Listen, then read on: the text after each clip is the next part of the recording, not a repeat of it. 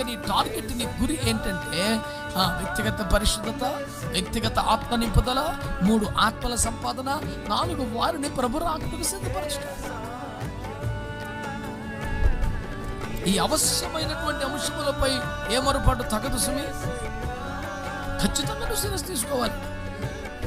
నీ ద్వారా ఎంతమంది ప్రజలు ఆత్మను నడిపించబడుతున్నారు, రక్షణలోకి వచ్చారు, వారు నెక్స్ట్ లెవెల్ ఏంటి, రాకడ సిద్ధపడాలి. లేకపోతే పోయిన మార్కులు,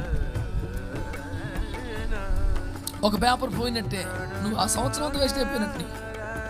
ఆ ఒక్క పేపర్ గురించి మళ్ళీ నువ్వు ఫస్ట్ నుంచి రావాలి. Most precious time కోల్పోయినట్టు.